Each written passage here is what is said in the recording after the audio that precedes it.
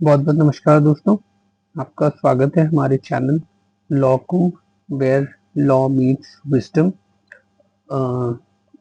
जैसा कि आप लोगों को पता है, ये चैनल का वन एंड ओनली पर्पस यही है कि हम लोग लीगल डिस्कशन में इन्वॉल्व रहें, लीगल इंटरेक्शन में इन्वॉल्व रहें, without any cheap publicity, without any intention of having any cheap publicity. ठीक है, हमारा सिर्फ और सिर्फ पर्पस यही है कि हम एक रेगुलर डायलॉग में लगे रहें, ताकि आपका और हमारा लीगल अक्यूमेन एक्सपैंड होता रहे।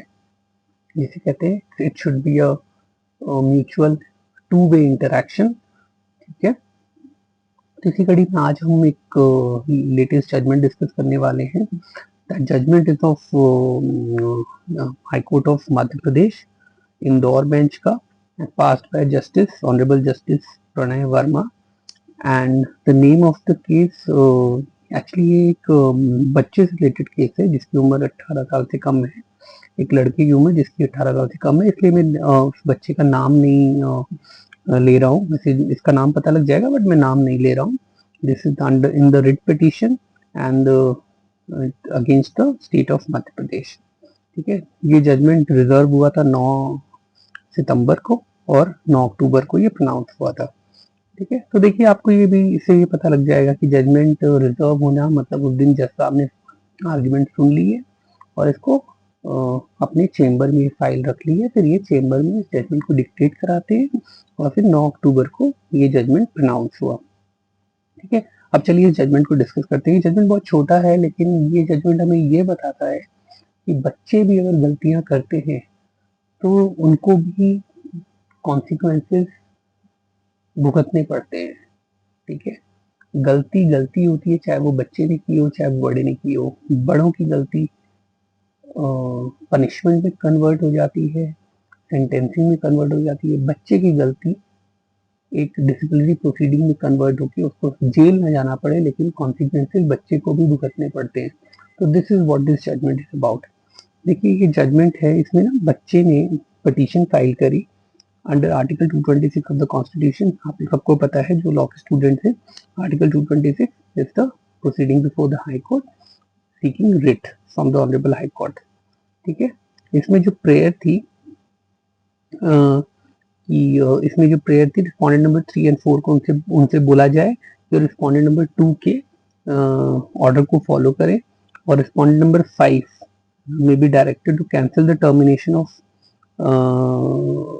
petitioner from the school और उसको स्कूल अटेंड करने की इजाजत दी जाए। इस केस में स्टूडेंट को स्कूल से टर्मिनेट कर दिया गया था। ठीक है, और इसके अलावा भी बहुत से एंसिलरी प्रेयर है, वो अभी हम इसको रहने देते हैं। Let's come to the meat of the matter. हुआ क्या था, देखिए इस केस में जो पिटिशनर के फादर ने कोर्ट को अप्रोच किया था। As per the petitioner, his son was a student of class 9th in the respondent number 5 school, which is affiliated to ICSE. ICSE board के स्कूल में जो पिटिशनर है उसका बेटा पढ़ता था। ठीक है, 4/2/2025 को पिटिशनर के पास कॉल आती है कि उसके उनके बेटे ने और उसके दो दोस्तों ने एक सोशल मीडिया प्लेटफॉर्म इंस्टाग्राम पे एक पेज इंस्टॉल किया, एक पेज क्रिएट किया गया जिसमें टीचर्स के, जो स्कूल के टीचर्स है उनके मीम्स बनाए गए। ठीक है, और पिटिशनर के बेटे को भी स्कूल में बुलाया गया और उसने वहां पे अपॉलॉजी करी और ये भी बोला कि मैं ऐसा काम दोबारा नहीं करूंगा। ठीक है, लेकिन उसके बाद जैसे ही पिटिशनर घर पहुंचा, उसके बेटे ने उसको एक चिट्ठी दिखाई जो स्कूल वालों ने दी है कि उसको ट्रांसफर सर्टिफिकेट टीसी दे दी गई है। ठीक है, विद अ बैड कैरेक्टर। ठीक है, और जो उसका इंटेंशन था कि बच्चे को स्कूल से एक्सपेल कर दिया जाए। और 11/2/2025 को, ये 4/2/2025 था, फिर 11/2/2025 को पिटिशनर को टेलीफोनिक इन्फॉर्म किया गया कि उसके बच्चे को एग्जाम तो देने दिया जाएगा क्लास 9th का। वो 9th में था उस समय, लेकिन उसे 10th क्लास में एडमिशन नहीं मिलेगा। ठीक है, ये है। फिर 13/2/2025 को पिटिशनर के पास मेल आती है। पिटिशनर ने मेल लिखी स्कूल को कि उसको उसको सन को उसके बेटे को आगे पढ़ने दिया जाए स्कूल में, लेकिन वो 17/2/2025 को रिफ्यूज हो गया। ठीक है। फिर पिटिशनर ने वो रिप्रेजेंटेशन दिया MP state commission for protection of child rights, जिसने उसका इशू का कॉग्निजेंस लिया और उसको 3 अप्रैल 2025 को लिखा स्कूल को कि आप बच्चे को स्कूल से ना निकालें, और उसको काउंसलिंग के लिए बोला गया। इसके बावजूद भी स्कूल ने उसको वो नहीं लिया अपने में, और स्कूल ने उसको accepting the order pass the respondent number 2 the MP protection of child right commission के ऑर्डर को माना भी नहीं, और बच्चे की अपॉलॉजी भी नहीं मानी, और उसको स्कूल में नहीं लिया। तो इसलिए ये रिट पिटीशन डाली लड़के के फादर ने, बच्चे के फादर ने।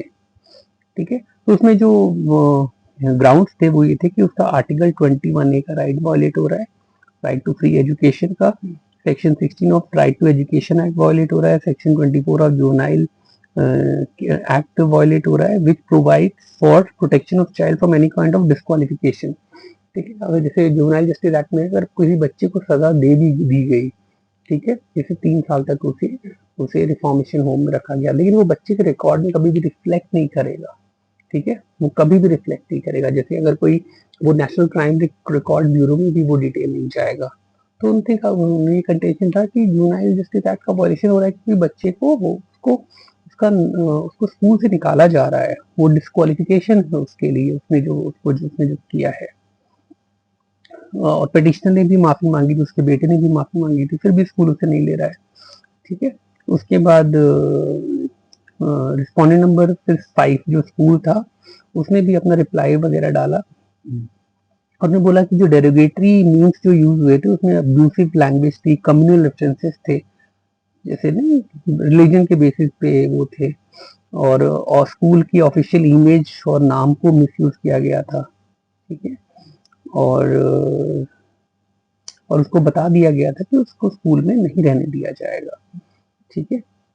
और फिर तो रिस्पोंडेंट ने कंटेंशन लिया, एक तो बच्चे ने इनडिसिप्लिन किया था, दूसरी चीज ये बोली कि जो MP protection of child right commission ने जो ऑर्डर दिया था वो मेयर रिकमेंडेटरी है, वो बाध्य नहीं है, वो उसको उसको उसको वॉयलेट वो सिर्फ रेकमेंड कर सकते हो, आप मानना ना मानना हमारी मर्जी है, स्कूल की मर्जी है।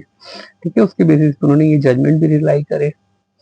ठीक है। फिर जज साहब ने इसको कंसिडर सबमिशन को कंसिडर किया गया, और फिर उसके बाद अपनी फाइंडिंग दी उन्होंने। फिर एक जो कर्नाटका हाई कोर्ट का मनीषा शर्मा का जजमेंट है, उसके बेसिस पे ये बोला, commission is an advisory body and can frame or suggest policy decision in respect of child right, but the act does not empower the commission to adjudicate the list between the two parties. List मतलब issue between the two parties.